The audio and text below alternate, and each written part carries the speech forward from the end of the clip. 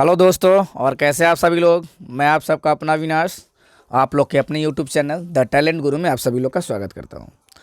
आशा करता हूं दोस्त आप सभी लोग अच्छे होंगे, मस्त होंगे, खुश होंगे और आप लोग की पढ़ाई भी बेहतर तरीके से चल रही होगी। जैसा कि हमने आप लोग से वादा किया था कि मैं प्रैक्टिस जल्द ही आप लोग के बीच लाऊँगा, तो आज ये हम लोग का पहला प्रैक्टिस होने वाला है। और हमने क्या पेडागोजी की सारी क्लास कंप्लीट कर ली है और अब जो हमारा ये प्रैक्टिस सेशन स्टार्ट होता है। और जो पेडागोजी ऐसे थ्योरी तो हमने पूरा कंप्लीट कर लिया है, मैराथन लेकिन सब काम मैंने दिए हैं, तो मैराथन के चक्कर में ज़्यादा मत पड़िए। अगर मैराथन चाहिए तो कमेंट कर दीजिएगा, मैराथन में बना दूंगा, उसकी कोई प्रॉब्लम नहीं है। लेकिन ऐसे भी तो क्लास में हमने सारा कुछ पढ़ा ही दिया आप लोग को। तो आप प्रैक्टिस की तरफ चलते हैं क्योंकि एग्ज़ाम काफ़ी करीब आ गया है। तो चलिए ज़्यादा बात ना करते हुए हम प्रैक्टिस को स्टार्ट करते हैं, और जो बातें होंगी बाद में हो जाएंगी हमारी।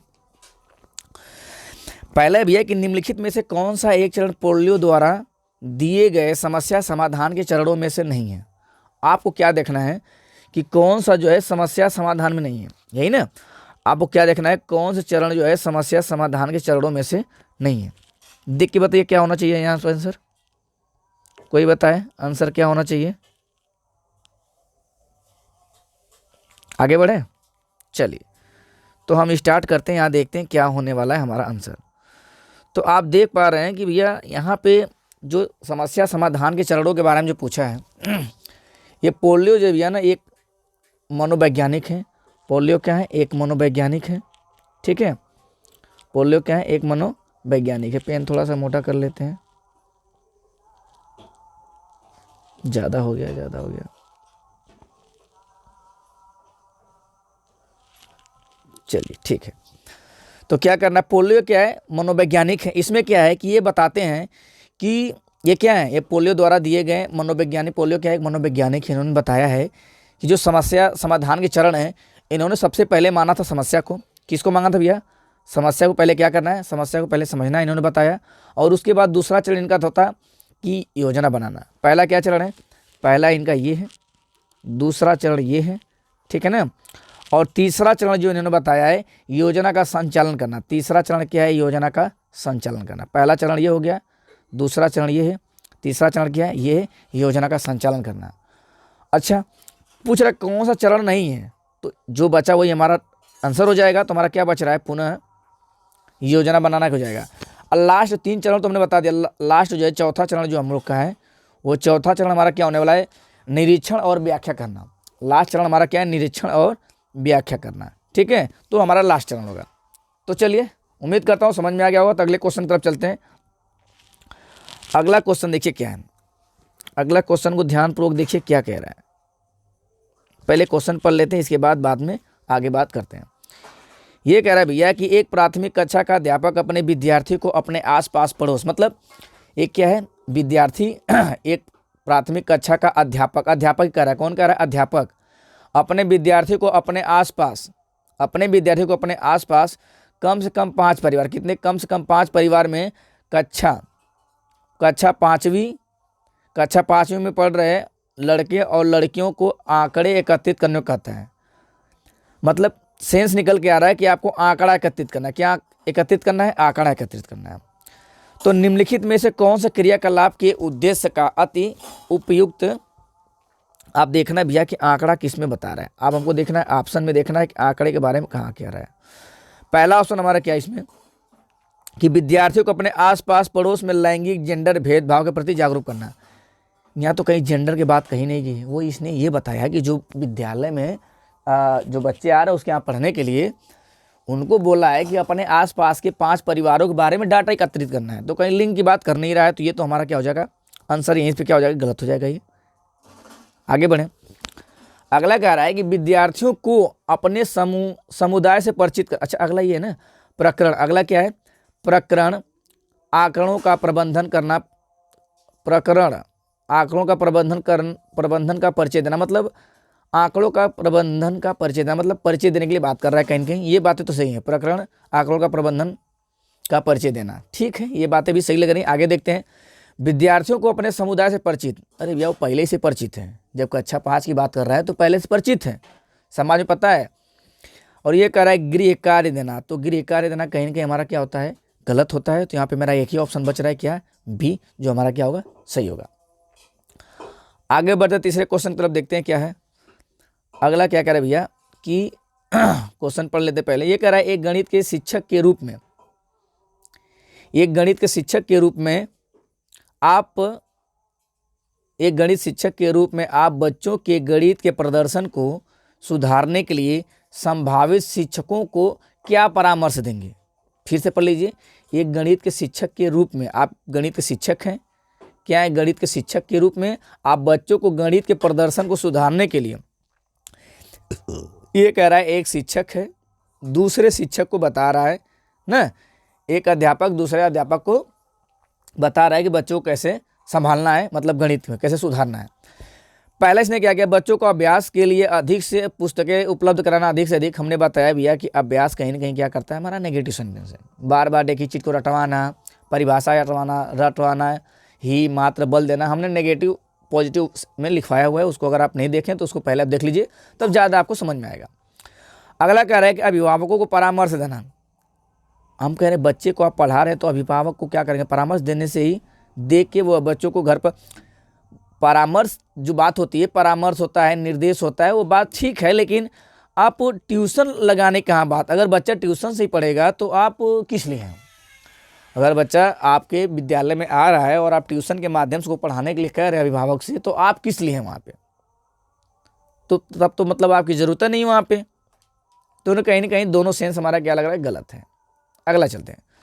कह रहे बच्चों को उनके अवधारणाओं, ठीक है, कार्यविधिक ज्ञान के बीच संबंध स्थापित करना। कार्य अवधारणात्मक मतलब होता है जो चीज़ें आप बता रहे हैं और जो उससे कार्य करवा रहे हैं उनके बीच में कोई ना कोई संबंध होना चाहिए, ठीक है, बात सही है। ये कह रहा है वर्ष के अंत में बच्चों के लिए उपचारिक कक्षाओं की योजना बनाना। अच्छा, वर्ष के अंत में, अगर भैया वर्ष के अंत में आप क्या कर रहे हैं, उपचार कर रहे हैं, तो जिस बच्चे का पूरा साल बर्बाद हो गया, अब वो मतलब लास्ट के अगर व्यापक मूल्यांकन आप कर रहे हैं, अगर लास्ट में आप बच्चे का मूल्यांकन करते हैं और लास्ट में आपको पता चलता है कि बच्चे को जो चीज़ आप सिखाना चाह रहे थे वो चीज़ें वो नहीं सीख पाया है, तो कहीं ना कहीं उसका सत्र तो पूरा बर्बाद होगा।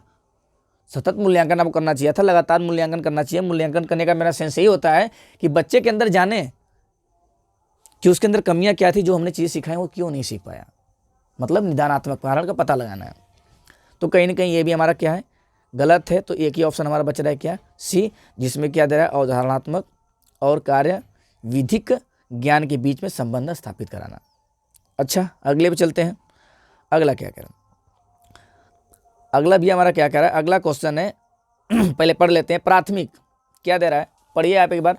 प्राथमिक स्तर पर गणित की अच्छी पाठ्य पुस्तक के लिए निम्नलिखित में से कौन सा लक्षण अत्यधिक महत्वपूर्ण है। आपको क्या करना है भैया, अच्छी पाठ्य पुस्तक के बारे में, अच्छी पाठ्य पुस्तक, अच्छी पाठ्य पुस्तक। आप कोई भी पाठ्य पुस्तक अच्छी तभी मानी जाएगी जिस उद्देश्य के लिए बनाई जा रही है उसकी पूर्ति करें, पहली बात। और दूसरी बात, जो भी चीज़ें हैं उसमें, ठीक है ना, वो उसके दैनिक जीवन को भी काम देने वाली हों। चलिए, तो बात ना करें, ऑप्शन चलते हैं। अवधारणाओं का संदर्भों के साथ परिचय देना, ठीक है, बात सही है। आगे देखते हैं। अगला कह रहा है अभ्यास कराने के लिए इसमें केवल बहुत से प्रश्न होने चाहिए। भैया केवल से कहीं ना कहीं ये तो गलत हो गया, आपका काम ये तो खत्म हो गया। या आकर्षक और रंगीन होनी चाहिए, ठीक है, बात सही है। अवधारणाओं का परिचय मानक कलन विधियों द्वारा दिया जाना चाहिए। मानक मतलब होता है कोई फिक्स बात कर रहा है, तो कहीं ना कहीं ये क्या कर रहा है, आपको बाधित कर रहा है, तो इसलिए ये भी क्या हो जाएगा, गलत। रही बात ऑप्शन ए में और रही ऑप्शन बात सी में, ठीक है। तो अवधारणाओं का संदर्भ के साथ परिचय देना, तो आप अगर गणित के लिए कह रहे हैं तो ये आपका यहाँ पे गणित के लिए हो जाएगा सही, और जब हिंदी की बात करते हैं तो कहीं ना कहीं ये सही है।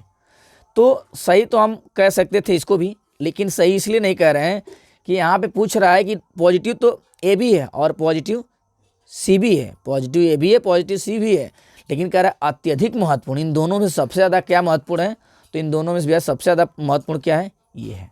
तो ये हमारा क्या हो जाएगा, सही हो जाएगा। चलिए अगले क्वेश्चन की तरफ चलते हैं।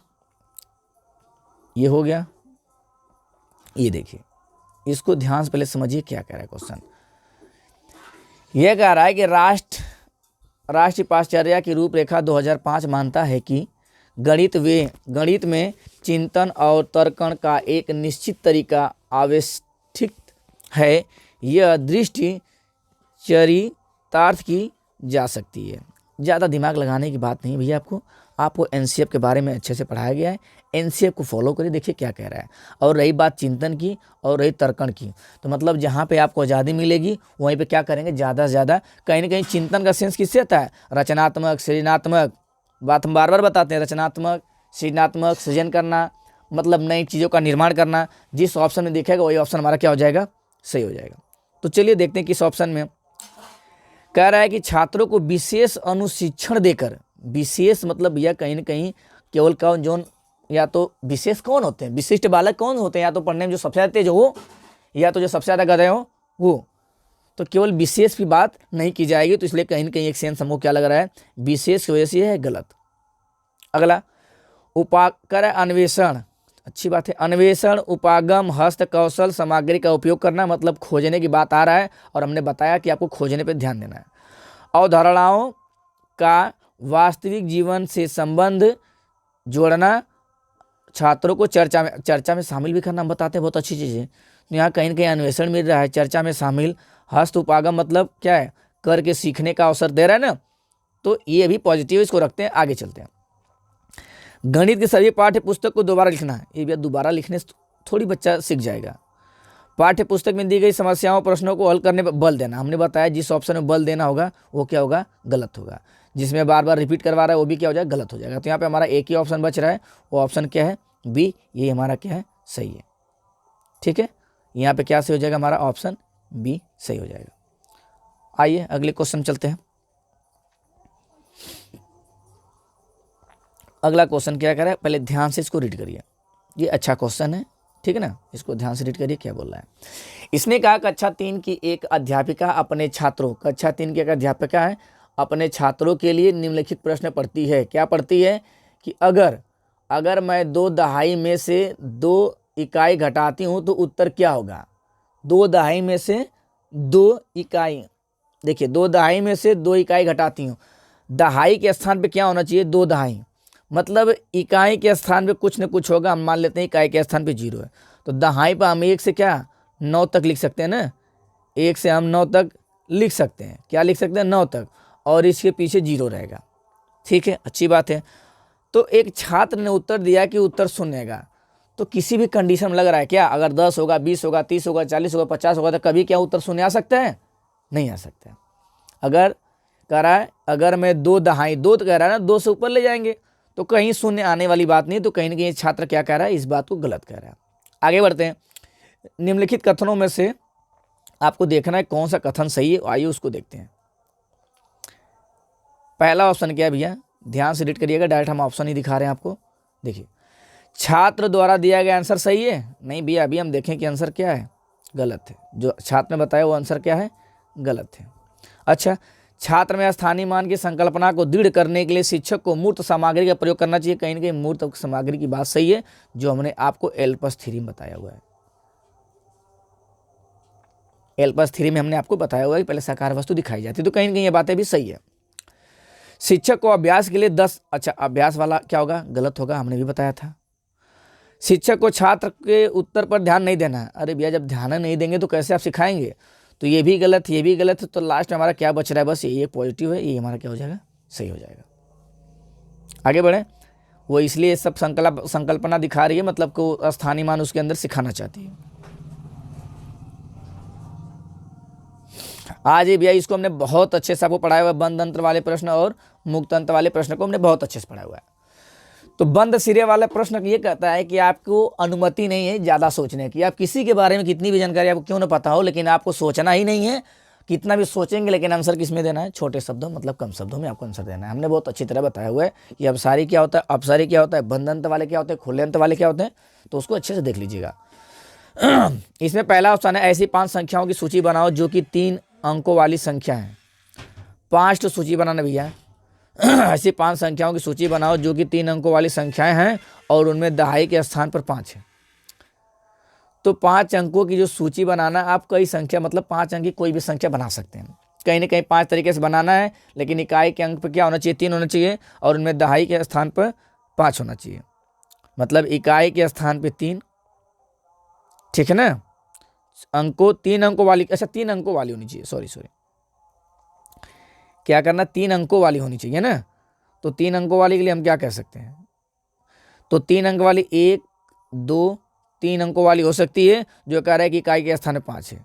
तो यहाँ पे तो 5 तो ठीक है, यहाँ पर तो 1 से लेके हम 9 तक नहीं लिख सकते हैं, यहाँ से भी 1 से लेके हम क्या 9 तक लिख सकते हैं। तो मतलब कई तरीके से हम लिख सकते हैं। कहीं ना कहीं खुले अंत वाला प्रश्न दिख रहा है, कहीं ना कहीं क्या मुक्त अंत वाला है, तो ये बंद वाला नहीं है, तो ये हमारा आंसर नहीं होगा। एक ऐसी आकृति बनाओ जिसकी सभी भुजाओं का योग 36 है। अरे भैया, जब आपको क्या बनाना है, ऐसी आकृति बनाना है, आपका मन करे तो आप क्या है वर्ग भी बना सकते हैं, आपका मन करेगा तो क्या है आप आयत भी बना सकते हैं, आपका मन करेगा तो आप क्या है त्रिभुज बना सकते हैं। मतलब कई भुजाओं वाली आकृति बना सकते हैं जिसका परिमाप क्या होना चाहिए, जिसकी सभी भुजाओं का योग क्या होना चाहिए 36, मतलब परिमाप क्या होना चाहिए 36 होना चाहिए। तो बहुत तरीके से आप बना सकते हैं, तो आंसर कहीं ना कहीं ये भी हमारा नहीं होगा। अगला कह रहा है कि 178, क्या कह रहा है 178, ये बोल रहा है ना कि 178 से 84 के बीच 5 पूर्ण संख्या कौन सी होती है भैया, जो 0 से स्टार्ट होकर अनंत तक जाती है। 78 दिया, 78 के बाद हमारा क्या हो सकता है 79, और क्या हो सकता है 80, और क्या हो सकता है 81, और क्या हो सकता है 82, और क्या हो सकता है 83। तो कह रहा है 5 पूर्ण संख्या, तो कहीं ना कहीं देखिए 5 ही पूरी संख्या हो रही है, 1 2 3 4 5। तो कहीं ना कहीं ये हमारा बंधन वाला प्रश्न है। अच्छा, आगे देख लेते हैं अगला क्या कर रहा है, ऐसी 5 संख्याओं के 2 समूह की सूची बनाओ जिसका योग 50 है। तो कहीं ना कहीं भैया आंसर हमारा क्या होने वाला है, यही हमारा बंद वाला आंसर होने वाला है। बात समझ में आ गई। आप क्या बोला 78 से 184, 178 से 184 के बीच में 5 संख्या बन सकती हैं। चलिए अगले क्वेश्चन की तरफ चलते हैं। अगला क्या कह रहा है, इसको ध्यान दीजिए। ये कह रहा है निम्न में से कौन सा संख्याओं का प्रकार और उपयोगिता नहीं है, संख्याओं का प्रकार और उपयोगिता नहीं है, निम्न में से कौन है। तो कह सकते हैं भैया गणना करना, ठीक है ये तो है, क्रम सूचक संख्या ये भी है, सौंदर्य वाली, अच्छा खूबसूरती की बात यहाँ से कहाँ आ गई, सौंदर्य परख मतलब खूबसूरती की बात आ रही, तो कहीं ना कहीं ये तो नहीं होगा, और जो मेरा नहीं होगा वही हमारा आंसर होगा, क्योंकि यहाँ नहीं पूछा है। अंकित संख्या ये भी होगी, इसमें कुछ बताने वाली बात नहीं थी। चलिए 24 के बाद आते हैं 25 वाले में, इसको अच्छे से पढ़िएगा, थोड़ा क्वेश्चन लंबा है तो आपको घबराने की जरूरत नहीं है, एक एक ऑप्शन को हम लोग पढ़ते चलेंगे अच्छे से। चलिए इसमें क्या कह रहा है, एक प्राथमिक विद्यालय की गणित की अध्यापिका ने अपने छात्रों को रूलर पैमाना, क्या सिखाना चाहती भैया पैमाना निकालने के लिए कहा, क्योंकि वह लंबाई के मापक का विषय पढ़ाने जा रही थी। छात्र को भ्रांति हो गई कि वे राजा या रानी कैसे निकाल सकते हैं। इस प्रकार के शब्द श्रुति सम भिन्नार्थक मतलब समनाम शब्द कहलाते हैं। कक्षा में अध्यापिका इस प्रकार की चुनौती को कैसे संबोधित करे, मिला जुला भैया कर रहा है क्या, उसको मापन पढ़ाना है, यही ना, उसको मापन पढ़ाना है, तो कैसे पढ़ाएगी इसके बारे में बात करनी है। पहला कह रहा है अंग्रेजी भाषा के अध्यापिका को इस प्रकार के शब्दों के अर्थों को अंग्रेजी की कक्षा में पढ़ाना चाहिए। भैया हम मैथ सिखा रहे हैं तो अंग्रेजी में कहाँ ले जाएंगे, मापन है ना, तो मैथ बताएंगे तो अंग्रेजी में कहाँ ले जाएंगे। आगे चलते हैं। जब भी पढ़ाते समय इस प्रकार के शब्द आते हैं तब अध्यापिका को बच्चों का ध्यान गणित के संदर्भ में प्रयुक्त इससे विशिष्ट अर्थ की ओर आकर्षित करना चाहिए। कहीं ना कहीं बात ये सही लग रही है तो इसको भी हम होल्ड करके रखते हैं, आगे बढ़ते हैं। कहीं ना कहीं ये सही लग रहा है तो इसको आगे लेके चलते हैं। अध्यापिका को इस प्रकार के शब्दों की सूची, इस प्रकार के शब्दों की सूची, अध्यापक को क्या करना है, इस प्रकार के शब्दों की सूची अब क्या करना है, उनके अर्थों के साथ बनानी चाहिए, और छात्रों को स्मरण, क्या करना है भैया स्मरण। आप इसके आगे बताएंगे नहीं, आपको पता चल गया।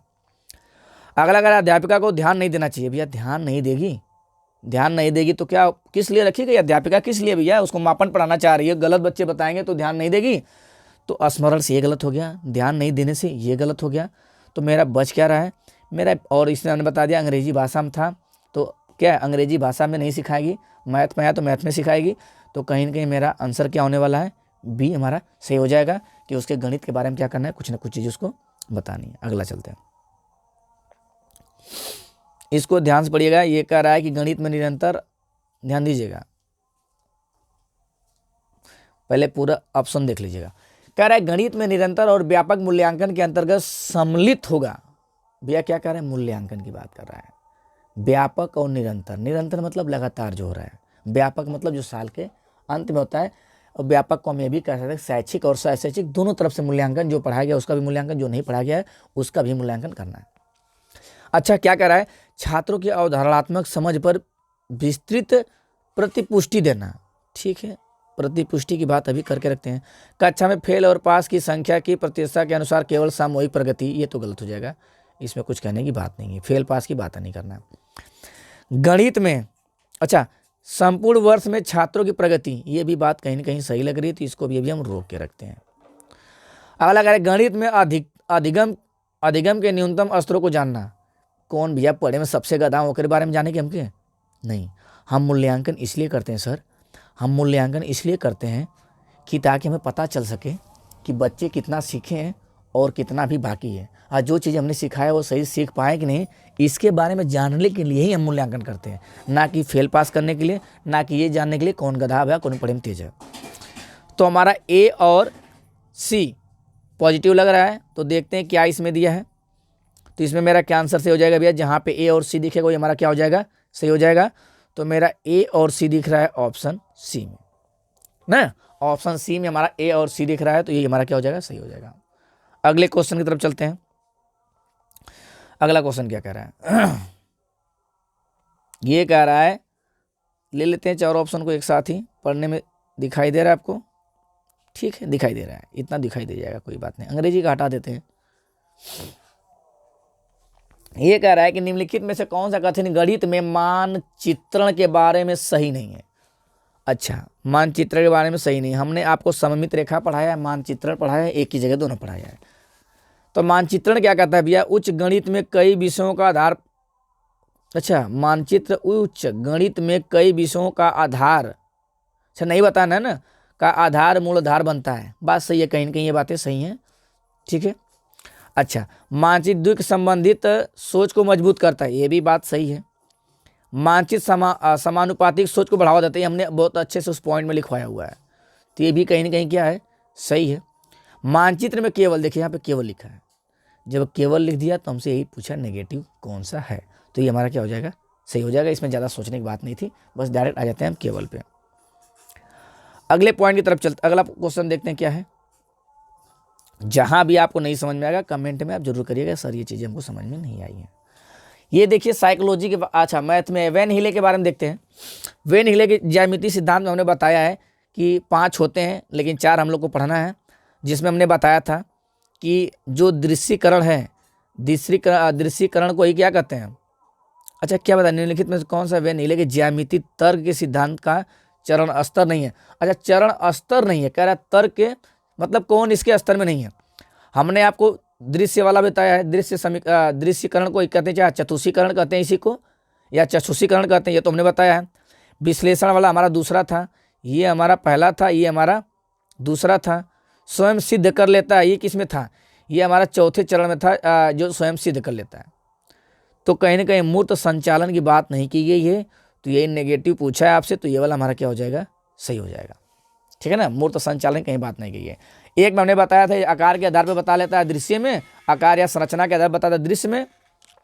विश्लेषण में क्या है कि गुणों के आधार बताता है, उसके बाद औपचारिक था, और इसके बाद नहीं, उसके बाद अनौपचारिक, फिर था औपचारिक। अनौपचारिक में क्या होता है कि सूत्र याद कर लेता है लेकिन सिद्ध नहीं कर पाता है, और स्वयं जो सूत्र सिद्ध कर पाता है औपचारिक निगमन में होता है। वे नीले के 5, और दृढ़ वाला जो होता है वो तो पढ़ाया नहीं जाता है, और दृढ़ वाले से क्वेश्चन आपका बनता भी नहीं उतना। चलिए अगले क्वेश्चन की तरफ चलते हैं। अगला देखिए क्या करे भैया, अधिगम को प्रभावित करने वाला निम्नलिखित में से कौन सा कारक पर्यावरणीय कारक है। आपको बात क्या पूछा है, अधिगम पूछा है। तो अधिगम कहाँ कहाँ होता है भैया, अधिगम कहाँ कहाँ होता है, हमने आपको अच्छी तरह बताया है। अधिगम के लिए निश्चित समय, निश्चित पाठ्य पुस्तक, सब चीज़ें क्या होनी चाहिए, निश्चित होनी चाहिए। रवैया से कोई मतलब नहीं है, प्रेरणा से कोई मतलब ही नहीं है, व्यक्तित्व लक्षण से कोई मतलब ही नहीं है। तो कहीं ना कहीं क्या है, विद्यालय, विद्यालय हो गया, ऑफिस हो गया, जहाँ पे चीज़ें पहले से फिक्स हों वहीं पे क्या होता है, अधिगम होता है। अधिगम के लिए प्रयास करने की ज़रूरत है। और अधिगम में क्या होता है, अधिगम में सभी उद्देश्यों की पूर्ति की जा सकती है, जबकि अर्जन में क्या केवल मानव का विकास होता है, सर्वांगीण विकास नहीं होता है, केवल मानव का विकास होता है, जबकि अधिगम में सर्वांगीण विकास होता है। हमने अच्छे से पढ़ा हुआ है, उस तुलना में देखेंगे ना तो हमने अच्छे से लिखवाया है कि विद्यालय भी है। अब अगले क्वेश्चन की तरफ चलते हैं। अगला क्या है भैया, अगला क्या कह रहा है, ये कह रहा है 3 जुलाई 2021 को रामा एक पैकेट फेंकने से पहले उस पर दी गई जानकारी पड़ती है। कोई सामान खरीद ले, उसके पैकेट पे जो भी लिखा था उसको पढ़ने के बाद सामान, ठीक है ना।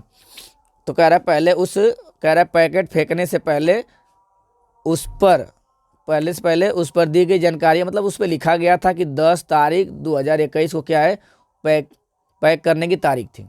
पैक करने की तारीख क्या थी, 10, और क्या था, 2021। इस बात को अच्छे से याद रखिए। अब क्या कह रहा है कि पैक खराब होने की, मतलब जो पैकेट है खराब होने की तारीख वो क्या है, 120 दिन में, 180 दिन में खराब हो जाएगा। जो पैकेट है वो हमारा 180 दिन में खराब हो जाएगा। पैकेट 10/2021 को पैकिंग हुई है और 180 दिन में खराब हो जाएगा। तो कहीं ना कहीं 9 के बाद कौन सा 10 जनवरी को, मतलब जनवरी चल रहा है, क्या चल रहा है, जनवरी चल रहा है। तो कहाँ तक ये सामान चल सकती है आपकी, फरवरी तक जाएगी। कहाँ तक जाएगी, यहीं पे लिखते हैं, फरवरी में जाएगी, मार्च में जाएगा। 180 में अगर हम 30 से भाग दे दें तो कितना बचेगा यहाँ पे हमारा, 3 6 18, कहीं ना कहीं बच रहा है 6 महीने जाएगा। तो जनवरी है ही, फरवरी, मार्च, अप्रैल, मई, जून, कितना महीना हुआ, 1 2 3 4 5। जून के बाद जुलाई तक जाएगा, यही ना। तो 1 2 3 4 5 6 महीना जुलाई तक जाने वाला है। और जुलाई कितनी तारीख तक, जुलाई के 10 तारीख तक ये सामान चलने वाली है। अब आते हैं इसके ऑप्शन पे, चलते हैं। ऑप्शन क्या कर रहा है उसको ध्यान से देखिए, कहाँ तक जाने वाला है, 10 तारीख तक जाने वाला है, इसको अच्छे से देख लीजिएगा। ये कह रहा है कि उसे पैकेट फेंक देना चाहिए क्योंकि सामान के खराब होने की तिथि गुजर चुकी थी। अच्छा, वह पैकेट का इस्तेमाल तकरीबन 1 सप्ताह तक कर सकती है। अच्छा, ये पैकेट के बनने का क्या दिया था कि 3 जुलाई को बना है। अच्छा, 10 को खराब हुआ था, 3 जुलाई को बना था। इसको भी देख लेते हैं कब बना है, 3 जुलाई। 3 जुलाई 2021 को रमा एक पैकेट फेंकने से पहले, ये जुलाई में फेंकना जा रही है भैया ना, कहाँ फेंकने जा रही है, 3 जुलाई को। लेकिन सामान कब तक चलेगा, 10 जुलाई तक। तो अभी कितने दिन तक चलने वाला था, अगर 3 इसमें से घटा दें तो अभी 7 दिन चलेगा। अभी ये सामान कितने दिन चलेगा, 7 दिन। ये सामान कितने दिन चलेगा, अभी 7 दिन चलेगा। तो अगर ये क्या कह रही है कि उसे पैकेट फेंक देना चाहिए क्योंकि सामान खराब होने की तिथि गुजर चुकी है। कहाँ गुजरी भैया, अभी 7 दिन सामान चली, तो ये गलत है। वह पैकेट का इस्तेमाल तकरीबन 1 सप्ताह कर सकती है। सही बात है, अभी 1 सप्ताह बचा है, तो कहीं ना कहीं हमारा ये ऑप्शन सही हो जाएगा। अगला कह रहा है कि अभी 6 महीने का इंतजार कर सकती क्योंकि सामान 180 दिन बाद खराब होगा। गलत बात। तो सही आंसर मिल गया, तो ज़्यादा पढ़ने की जरूरत नहीं है, आगे बढ़ते हैं। ये क्वेश्चन थोड़ा सा लगाने वाला था, अगर जिसको लगाने आ रहा है वो करके देख सकता है। ये भी क्वेश्चन में कुछ था नहीं, बस हमने ऐसे ही ले लिया, रैंडमली लेने का मन नहीं था लेकिन फिर भी हमने ले लिया इसको। 3 या 3 से अधिक रेखाखंडों से बनी बंद आकृति को कहते हैं। बताइए भैया क्या कहते हैं। अगर 3 रेखा की बात की जाएगी तो त्रिभुज बनेगा, लेकिन 3 से अधिक बात करेगा तो क्या बन जाएगा, चतुर्भुज बन सकता है, ठीक है ना। पंचभुज भी बन सकता है, क्या बन सकता है, पंचभुज भी बन सकता है हमारा, खष्टभुज भी बन सकता है। तो कहीं ना कहीं क्या है, हमारा ये आंसर सही हो जाएगा। बहुभुज मतलब कई भुजाएं ले सकते, चतुर्भुज भी बन जाएगा, त्रिभुज भी बन जाएगा, बहुफलक भी बन जाएगा। तो इसमें कुछ करने की बात नहीं थी। अब आते हैं क्वेश्चन 16 पे। 16 वाला क्या कहता है भैया, ये कहता है कि ले लेते हैं पूरा, ठीक है। निम्नलिखित में से कौन सा आंतरिक प्रेरणा का उदाहरण है। हमने बताया आंतरिक प्रेरणा का उदाहरण उसे कहते हैं भैया जो अंदर से तत्पर हो। जब अंदर से तत्पर होंगे हम किसी काम को करने के लिए, तो आंतरिक प्रेरणा के अंतर्गत आता है। अब बाह्य प्रेरणा का मतलब होता है जब बाहर से फोर्स किया जाए। बाहर से चाहे उसे चॉकलेट दे के फोर्स करिए, चाहे आप थप्पड़ मार के फोड़िए, ठीक है, चाहे आप 2 थप्पड़ मारिए तब वो काम करेगा, या तो चॉकलेट दीजिए तब वो काम करेगा, तो उसे कहते हैं बाह्य प्रेरणा। आंतरिक प्रेरणा होता है भैया जब हम काम को करने के लिए अंदर से तत्पर हो, किसी ने पुरस्कार की जरूरत है, न किसी को समझाने की जरूरत है, न किसी को बताने की जरूरत है। चलिए तो देखते हैं ऑप्शन क्या कहता है। रुचि कह रहा है, रुचि के कारण एक नई भाषा सीखना, ठीक है, बात अभी सही लग रही है। नगद इनाम जीतने के लिए, अच्छा नगद इनाम जब देवा भैया तो कहीं ना कहीं कहाँ से हो रहा है, बाह्य प्रेरणा हो रहा है, तो ये गलत हो जाएगा। पुरस्कार जीतने के लिए, ये भी क्या है, गलत हो जाएगा। पुरस्कार देना, माता पिता की प्रशंसा पाने के लिए पढ़ाई करना, तो मतलब कहीं ना कहीं क्या है, किसी न किसी से एक पुरस्कार की तरह देख सकते हैं, प्रशंसा क्या करेंगे, पुरस्कार की तरह, तो ये भी क्या हो जाएगा हमारा गलत हो जाए तो एक ही ऑप्शन बच रहा है हमारा, वो क्या हो जाएगा, सही। रुचि के कारण एक नई भाषा का सीखना। इसको देख लेते हैं, ये क्या कह रहा है कि एक विद्यार्थी जो अधिगम असहायता महसूस कर रहा है, क्या कर रहा है, अधिगम असहायता महसूस कर रहा है एक विद्यार्थी, तो क्या हो सकता है, सीखने में बेहद उत्साह दिखाएगा। जब असहाय हो रहा है तो कहाँ से उत्साह दिखाएगा, आप रोक रहे हैं, उसकी आवाज़ों को दबा रहे हैं, तो कहाँ से वो उत्साह दिखाएगा। अच्छा, महारत्न उन्मुख लक्ष्यों पर ध्यान देना, लक्ष्यों के प्रति ध्यान कहाँ दे पाएगा आप उसे, वो अधिगम असहाय का मतलब समझ रहे हैं, कहीं ना कहीं आप उसे रोक रहे हैं, तो आपको देखना है कि इस ऑप्शन में आप रोक रहे हैं उसे। तो महारत उन्मुख लक्ष्यों पर ध्यान देना, उन्मुख मतलब होता है किसी कार्य की तरफ अपना झुकाव रखना। प्रदर्शन उन्मुख लक्ष्यों पर, भी बात सही है। तो शैक्षिक गतिविधियों से अलगाव, यही प्रक्रिया क्या कर रहा है, अलगाव, क्या कर रहे हैं यहीं पे, अलगाव। अगर शैक्षिक गतिविधियों से आप अलग करेंगे तो बच्चे क्या हो जाएंगे, अधिगम असहाय, मतलब सीखने में क्या है, वो रुचि नहीं जता पाएंगे, मतलब सीख नहीं पाएंगे चीज़ों को, तो वहीं पे वो असहाय को ले रहा है। अगला क्या कर रहा है, इसको ध्यान से पढ़िए।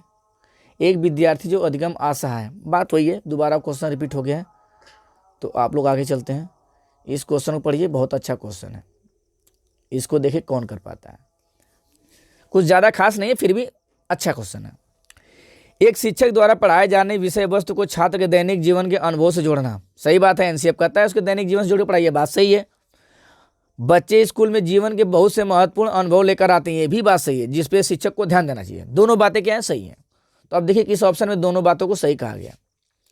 ये कह रहा है कि ए और आर दोनों सही हैं, बात सही है, दोनों सही हैं। और क्या कर रहा है, ए और आर दोनों सही हैं, और आर सही व्याख्या करता है। आर जो क्या है, सही व्याख्या कर रहा है, किसकी, ए का कर रहा है, अच्छी बात है, सही बात है।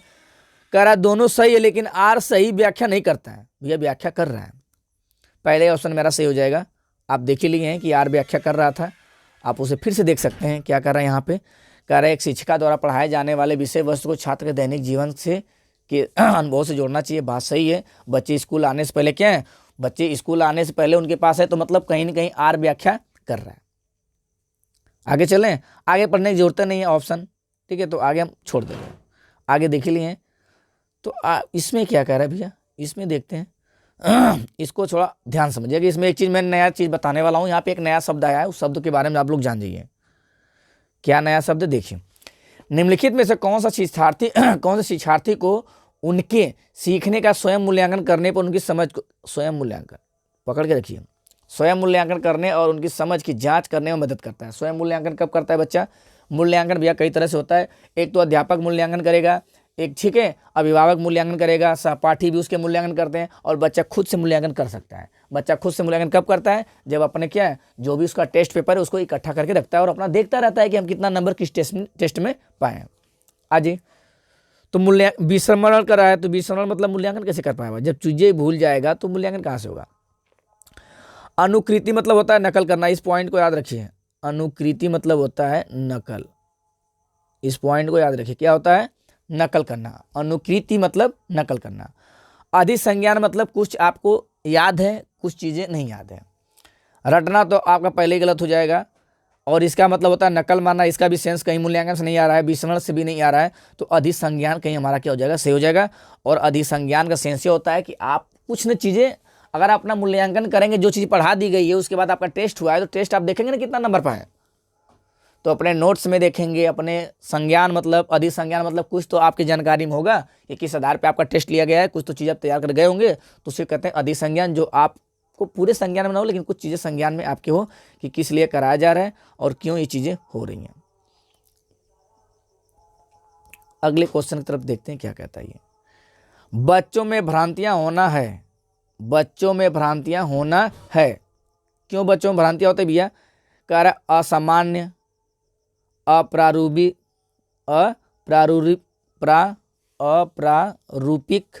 प्राकृतिक, दुर्लभ। प्रकृति से कोई मतलब नहीं है, बच्चों में भ्रांतियां मतलब इससे कोई मतलब नहीं, दुर्लभता से भी मतलब कुछ नहीं है। असामान्य, असामान्य का मतलब क्या है, बच्चों में भ्रांतियां होगा जब दो लोगों के बीच में क्या होंगे, हम असमानता का प्रयोग करेंगे तब। तो ये भी कहीं ना कहीं कुछ खास सेंस नहीं दे रहा है। यहाँ पे देखा जाए तो कहीं ना कहीं हमारा क्या सही हो जाएगा, यही सही हो जाएगा। क्यों? अप्रारूपिक का मतलब है कोई भी चीज़ अगर बता रहे हैं, कोई भी अवधारणा आप समझा रहे हैं, कोई भी चीज़ बता रहे हैं, तो उसको पहले पूरा प्रारूप उसके सामने रखिए। मतलब कहने का सेंस ये है कि बच्चों के सामने अगर पूरी तरीके से समस्या न रखी जाएगी तो कहीं ना कहीं उसके अंदर क्या भ्रांति आ जाएंगी। भ्रांति मतलब कमियां ये कह सकते हैं, वो क्वेश्चन को अच्छी तरह समझ नहीं पाएगा तो उसका समाधान नहीं निकाल सकता। तो बच्चे किसी समस्या का समाधान तभी निकाल पाएंगे जब पूर्ण रूप से जानकारी उनके सामने रखी जाए, ठीक है, टुकड़ों में नहीं। तो ये इसलिए हमारा ये क्या हो जाएगा, सही हो जाएगा। अगला क्वेश्चन क्या कह रहा है, कक्षा, अच्छे से पढ़िए पहले, कक्षा की गतिविधियों को सार्थक बनाने के लिए, कक्षा की गतिविधियों को सार्थक बनाने के लिए एक शिक्षिका को क्या करना चाहिए। अरे भैया, गतिविधियों को सार्थक बनाना है तो उसमें क्या ज़्यादा से ज़्यादा भाग लेना है और बच्चों के साथ हेल्प करानी है, जो भी चीज़ें हैं गतिविधियों में उनको करके सीखने पे जोर देना है। और जिस चीज़ों के लिए आप गतिविधियाँ करवा रहे हैं उसका लक्ष्य पहले पता होना चाहिए कि जैसे भ्रमण विधि, तो भ्रमण विधि पे आप किस लिए ले जा रहे हैं वो पहले बच्चों को बता देंगे। तो जिस लिए आप गतिविधि में शामिल कर रहे हैं उसके बारे में पूरी जानकारी बच्चों को बता देनी है, तब क्या कहेंगे उसे सार्थक, तब उसको क्या सार्थक माना जाएगा। आप जिस चीज़ के लिए हम आपको काम करवा रहे हैं उसके बारे में आपको तो पता होना चाहिए पहले से, तो पहले से बच्चों को बता देना चाहिए जिसके लिए आप काम करवा रहे हैं। आगे बढ़ें, उन्हें असंबंधित खंडों में विभाजित करना, और जब टुकड़ों में विभाजित कर देंगे तो कहाँ से बच्चे समझेंगे, गतिविधियों में शामिल करना है ना। उनके बारे में अस्पष्ट निर्देश देना, जब उनको पता ही नहीं रहेगा किस लिए हम भ्रमण विधि पे जा रहे हैं, क्या क्या चीज़ें हमको वहाँ नोट करनी है, किस पे हमें फोकस करना है, कितना समय हमको मिलने वाला है, जब यही नहीं पता रहेगा तो क्यों जाएंगे। तो अस्पष्ट नहीं, स्पष्ट निर्देश देना होगा तो सही होगा। उन्हें संदर्भहीन, ये भी संदर्भहीन लिखल है, क्या लिखल है, संदर्भहीन। तो संदर्भहीन मतलब समझ रहे हैं, संदर्भ आपको सही सही नहीं बताना, मतलब अस्पष्ट कहीं ना कहीं ये भी दे रहा है सेंस।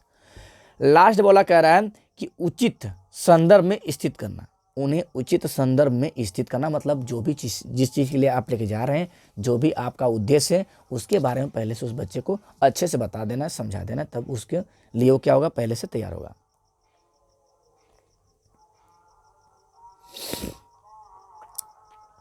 इसको तो कोई भी बता ले जाएगा, पढ़िए देखिए क्या कह रहा है, इसको कोई भी बता ले जाएगा। कह रहा है प्रारंभिक कक्षाओं में शिक्षण अधिगम प्रक्रिया के लिए निम्नलिखित में से कौन सा दृष्टिकोण बेहतर है। सबसे अच्छा दृष्टिकोण वही होता है भैया, हम बार बार कहते, पहले क्वेश्चन पढ़िए, दृष्टिकोण पूछ रहा है ना, सबसे अच्छा दृष्टिकोण वही होता है जिसमें करके सीखने या रचनात्मक या सृजनात्मक या वैज्ञानिक दृष्टिकोण, ठीक है ना, या कल्पना शक्ति या मानसिक क्षमता जो बढ़ाएगा, वही ऑप्शन क्या होगा, सही होगा। तो यहाँ पर हमारा क्या सही हो जाएगा कि बिना समझे नकल मारना। अरे भैया, बिना समझे नकल नहीं मारना है आपको, प्राथमिक स्तर पे करके सीखना हमने अभी इसमें बताया, तो ये हमारा सही हो जाएगा। निष्क्रिय रूप से सुनना, जब निष्क्रिय होगा तो कुछ कर ही नहीं पाएगा। और रटना तो हमने लिखवाया है, ये भी हमने ट्रिक में लिखवाया है, और ये भी हमने ट्रिक में लिखवाया, और ये भी हमने ट्रिक में लिखवाया है कि जहाँ पर नकल मारना, रटना, निष्क्रिय होके, तो क्या हो जाएगा, सारा हमारा गलत हो जाएगा। तो कहीं ना कहीं हमारा क्या सही होने वाला, करके सीखना। आप आज का लास्ट क्वेश्चन है आप लोग के बीच में, ठीक है। अगर आप लोग का अच्छा सहयोग मिला, अच्छा प्यार मिला, ठीक है, तो मैं अगला वीडियो फिर लेके आऊँगा। ऐसे करके मैं प्रीवियस ईयर जितने सारे क्वेश्चन हैं सबको करा दूंगा जल्दी जल्दी। तो ये कह रहा भैया कि आपसे पूछ रहा है निम्नलिखित में से कौन सा विकल्प दी गई दिव्यांगता और संबंधित छात्रों के समावेशन हेतु यथोचित संयोजन रणनीति है। क्या भैया पकड़ के रखना है आपको, संयोजन रणनीति का सही युग्म, रणनीति के बारे में देखना। कह रहा है लास्ट वाला कि दृश्य हानि, मतलब जिसको देखने में थोड़ा तकलीफ है, चित्रों वाली पुस्तकें उपलब्ध कराएंगे। जिसको दृश्य हानि, जिसको दिखाई नहीं दे रहा है, तो कौन बढ़िया किताब लिया वो पढ़ ली ना। श्रवण दोष, जगह में श्रवण दोष अगर उसको ऑडियो टेप रिकॉर्डर दे देंगे तो पढ़ पाएगा नहीं। पठन कौशल, पढ़ने में जो बच्चा क्या है असमर्थ, जो पढ़ना ही नहीं जान रहा है, तो कि चाहे तू रंगीन लिखा, चाहे बढ़िया लिखा, उससे कोनो मतलब ना। चाहे आप रंगीन लिखिए, चाहे बड़े बड़े शब्दों लिखिए, उससे कोई मतलब उसे नहीं है। अगर पढ़ना आता तो उसको थोड़ा सा दृष्टि में उसके दिक्कत होती तो बड़े बड़े अक्षरों में लिख सकते हैं, जिसको पढ़ सके आसानी से। लास्ट में गुणज वैफल्य, वैकल्य, गुणज वैफल्य रहता है तो डिसकैलकुलिया की बात सही होती है। क्या कर रहा है, गुणज वैकल्य, कैलकुलेटर का प्रावधान। मतलब किसी को मैथ में पढ़ने में कमज़ोर है, उसको जोड़ घटाना गुणा भाग नहीं आ रहा है, तो उसको कैलकुलेटर देंगे तो क्या है, कैलकुलेटर से कैलकुलेशन आसान कर लेगा। तो कहीं ना कहीं ये बातें हमारी क्या हो जाएंगी, यहाँ पे सही हो जाएंगी। तो आज के लिए बस इतना ही। उम्मीद करता हूँ दोस्त आप लोग को वीडियो समझ में आया होगा, पसंद आया होगा। अगर पसंद आए तो ज़्यादा से ज़्यादा लोगों को शेयर करें, लाइक करें और चैनल को सब्सक्राइब जरूर करें।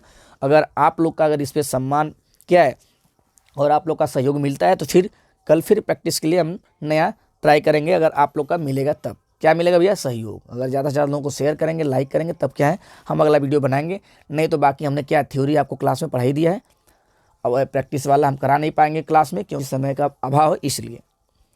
तो चलिए आज के लिए बस इतना ही, फिर से मिलते हैं कल नेक्स्ट वीडियो में। तब तक के लिए भैया धन्यवाद।